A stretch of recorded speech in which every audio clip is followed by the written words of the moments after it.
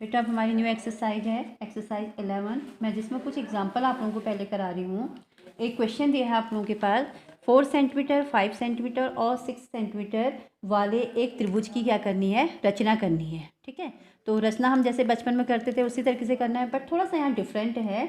और फिर कह रहा है आपसे इसके समरूप एक अन्य त्रिभुज की रचना कीजिए जिसकी भुजाएं दिए हुए त्रिभुज की संगत भुजाओं की 2/3 गुनी है। कह रहा क्वेश्चन में फिर से बोल रही हूँ, आपसे कह रहा है 4 सेंटीमीटर 5 सेंटीमीटर और 6 सेंटीमीटर भुजाओं वाले एक त्रिभुज की रचना कीजिए और फिर इसके समरूप एक अन्य त्रिभुज की रचना कीजिए जिसकी भुजाएं दिए हुए त्रिभुज की संगत भुजाओं की 2/3 गुनी है। ठीक, तो हम इस क्वेश्चन को कैसे करेंगे, मैं स्टेप फिर बताऊंगी, रचना के चरण जो है फिर बताऊंगी। पहले आप लोगों को बनाना सिखा रही हूँ कैसे करना है। आपके पास 4 सेंटीमीटर 5 सेंटीमीटर और 6 सेंटीमीटर यहाँ पर 3 भुजाएं देखिए। तो सबसे बड़ी भुजा हमारे पास यहाँ पर 6 सेंटीमीटर है। तो सबसे पहले हम पी क्यू जो है 6 सेंटीमीटर की एक रेखा खींचेंगे। ओके, तो मैंने यहाँ पर पी क्यू जो है 6 सेंटीमीटर की एक रेखा यहाँ पर ड्रॉ करी है। इसको मैंने पी एंड क्यू से रिप्रेजेंट कर दिया है 6 सेंटीमीटर। दूसरी भुजा आपके पास 4 सेंटीमीटर और क्या दे रखी है 5 सेंटीमीटर। तो एक बार हम P को केंद्र मान करके 4 सेंटीमीटर का चाप काटेंगे। तो आप इस तरीके से इसे मेज़र कर लेना। तो यहाँ से आपने 4 सेंटीमीटर का आर्क लिया, तो हमने यहाँ से 4 सेंटीमीटर का एक आर्क कट कर दिया जिसको आप चाप बोलते हैं। और फिर उसके बाद Q पर फिर से हमने इसको सेंटर पॉइंट माना। यहाँ से हमारे पास अब कौन सी साइड रह गई है 5 सेंटीमीटर। तो हमने अगेन जो है 5 सेंटीमीटर का आर्क लिया यहाँ से और इसको जो है सेंटर पॉइंट मान करके 5 सेंटीमीटर का आर्क कट कर दिया। ओके, तो जिस पॉइंट पर ये एक दूसरे को आर्क जो है कट कर रहे हैं इसको हमने आर से रिप्रेजेंट कर दिया। देन पी क्यू आर आपका एक ट्रायंगल बन गया है और आप इसको जो है मिला देंगे इन लाइन को ड्रॉ करने पर, तो यहाँ पर आ जाएगा। और दूसरी भुजा ये बन गया आपके पास पी क्यू आर, तो ये आपका एक क्या बन गया, ट्राइंगल बन गया। ओके, अब हमसे कह रहा है कि इसके समरूप एक अन्य त्रिभुज की रचना कीजिए कह रहा है, और दिया हुआ है कि त्रिभुज की संगत भुजाओं की कितनी गुनी है 2/3 गुनी है। एक चीज़ मैं आपको बता रही हूँ, अगर हर में संख्या बड़ी हो, किसकी अपेक्षा, अंश की अपेक्षा, फिर से सुन लीजिए, यदि आपके हर में जो है संख्या बड़ी हो, किसकी अपेक्षा, हर की अपेक्षा, तो उस समय जो है बाहर की ओर आप उसको क्या करेंगे, कट करेंगे। जैसे आपके पास यहाँ पर पी क्यू आर एक त्रिभुज का है, ये भुजा आपके पास 4 सेंटीमीटर थी, ये क्या थी 5 सेंटीमीटर।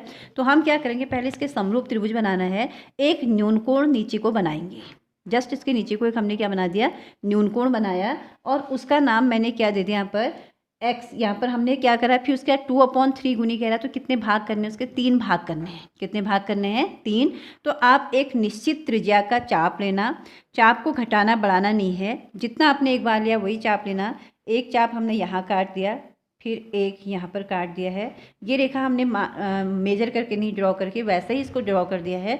तो एक चाप ये काटा है और एक चाप हमने यहाँ पर काट दिया।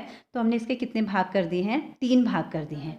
इसको मैंने किससे रिप्रेजेंट कर दिया, x1 से, इसको मैंने x2 से, और इसको किससे रिप्रेजेंट कर दिया, x3 से। ठीक है, अब हम क्या करेंगे, सबसे पहले ये पी क्यू आर है, तो हमने क्या किया, इस पी एक्स को, इसको हमने एक्स नाम से रिप्रेजेंट किया कि पी एक्स के कितने भाग के हैं, 3 भाग के हैं। पी x1 बराबर x1 x2 बराबर x2 x3, इनकी सबके भाग के हैं आपके बराबर हैं। तो सबसे पहले यहाँ पर 2/3 गुनी है, तो q को हम किससे मिला देंगे, x3 से मिलाएंगे। q को हम किससे मिलाएंगे, यहाँ पर x3 से मिलाएंगे। तो हमने क्या देखा, यहाँ पर हर में आपकी संख्या बड़ी है और अंश में क्या है, छोटी। तो इसका जो समरूप त्रिभुज बनेगा वो अंदर की ओर बनेगा, और अगर अंश में बड़ा होता और हर में छोटा होता, जो समरूप त्रिभुज बनेगा कहाँ की ओर बनेगा, बाहर की ओर बनेगा। इस चीज़ को ध्यान रखिएगा। ओके, अब हमने क्या देखा यहाँ पर, तो इसके समरूप त्रिभुज को बनाने के लिए हम क्या करेंगे, सबसे पहले मैंने q को किससे मिला दिया, x3 से मिला दिया। अब यहाँ पर हम क्या करेंगे, एक निश्चित त्रिज्या का चाप ले, मैंने वो चाप लेकर यहाँ पर से मैंने ये कोण को इस तरीके से बनाया ना। फिर उसके बाद वही चाप आपने कहाँ पर लिया, x2 पर रखना, और x2 से भी आप क्या करना, एक चाप कट कर देना, ये कर दिया, किया ना। फिर हमने क्या देखा, इसको मेज़र कर लिया, ये कितना आ रहा है, यहाँ पर से इसको मेज़र किया, तो जितना भाग ये है उसको इस पॉइंट पर रख के यहाँ पर से इसमें आर्क कट कर दिया, किया। तो आप क्या करेंगे, जहाँ पर ये दोनों आर्क एक दूसरे को कट कर रहे हैं, इंटरसेक्ट कर रहे हैं, वहाँ से आपने एक लाइन ड्रॉ कर दी है और उसको x2 पर होकर जाएगी, जो कि किससे होकर जाएगी, x2 से। ये q था तो ये क्या हो जाएगा आपका q डैश। अब हम क्या करेंगे, उसी तरीके से जिस तरीके से यहाँ पर हमने चाप लिया है वही चाप आप यहाँ पर भी लेंगे। एक बार यहाँ लेंगे और एक बार यहाँ पर रख के एक चाप यहाँ लेंगे। ओके, तो फिर हमने क्या किया, फिर से ये दोनों को मेजर कर लिया है। तो यहाँ पर जितना आपका चाप आ रहा है वो इसके ऊपर रखना और चाप यहाँ से कट करना। तो ये दोनों जहाँ पर एक दूसरे को इंटरसेक्ट करेंगे उसके बीच में से लाइन को ड्रॉ करेंगे और जो कि क्यू डैश पर मिलेगी। तो हम देखेंगे कि ये दोनों एक दूसरे के क्या हो गए हैं, सिमिलर। जितनी दूरी यहाँ पर इन दोनों के बीच में होगी सेम वही ऊपर तक होनी चाहिए। ऐसी जितनी दूरी यहाँ पर है वही दूरी इनके बीच में यहाँ तक होनी चाहिए। ऐसा नहीं कि कहीं पर आपकी दूरी इतनी ज़्यादा है और कहीं पर ऐसे हो जा रहा है। इस तरीके से अगर आपका क्वेश्चन हो जाएगा तो क्या हो जाएगा, गलत। तो जैसा मैं आपको बता के यहाँ पर बना रही हूँ उसी तरीके से आपने भी बनाना है। पहले क्या किया, अब इसके स्टेप कैसे लिखोगे।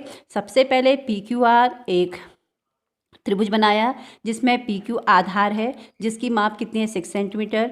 P को केंद्र मान करके 4 सेंटीमीटर त्रिज्या का एक चाप लिया तथा Q को केंद्र मान करके 5 सेंटीमीटर का एक चाप लिया और दोनों एक दूसरे को बिंदु R पर क्या कर रहे हैं, इंटरसेक्ट कर रहे हैं। तो इस प्रकार PQR एक त्रिभुज की क्या हो गई, रचना हो गई।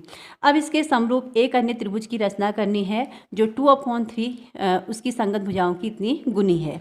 तो आप क्या करेंगे, पुनः P को केंद्र मान करके PX एक न्यून कोण बनाते हुए एक रेखा खींची, नीचे की ओर एक त्रिभुज बनाया जिसके 3 भाग कर दिए, क्योंकि यहाँ पर अपॉन में 3 है तो 3 भाग करेंगे। अगर ऊपर 7 होता, सपोज दैट 3 ऊपर होता तो भी हम इसके 3 भाग करते, बट वहाँ पर क्या करते हैं हम, अगर ऊपर 3 होता और 2 नीचे होता तो आप जो है इसको 2 से मिलाते और बाहर की ओर बनाते इसका संगत कोण। ठीक है, तो यहाँ पर हमने क्या किया, 3 भाग किए, x1 x2 और x3। तो Px1 किसके बराबर है, x1 x2 के बराबर, और x1 x2 किसके बराबर है, x2 और x3 के बराबर।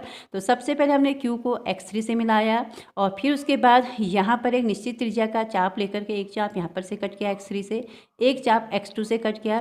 फिर हमने देखा कि जो ये x3 से जो चाप कटा है इसके बीच हमने प्रकार से मेजर किया कि इतना कितनी डिग्री का यहाँ पर कोण जैसा बन रहा है। फिर उसको क्या किया, जहाँ से आपने पहले एक दूसरा चाप और काटा है x2 से ऊपर, तो वहाँ पर उस पॉइंट पर इसको लेकर यहाँ से आपने इस चाप को यहाँ पर काट दिया। दोनों चाप जहाँ पर एक दूसरे को इंटरसेक्ट कर रहे हैं उस पॉइंट से होकर एक लाइन ड्रॉ की जो x2 से होकर जाएगा, Q डैश पर मैंने यहाँ पर नाम दिया। इसी प्रकार ऊपर बनाया। तो इस प्रकार हमारे पास इसके समरूप त्रिभुज क्या आ जाएगा, PQ डैश और x2 की रचना हो गई है जो त्रिभुज PQR के क्या है, समरूप है। ओके, अगर समझ में आ गया तो ठीक है, अदरवाइज मैं कल कोई क्वेश्चन और कराऊंगी। आज एक ही करा रही हूँ, फिर कल कराऊंगी।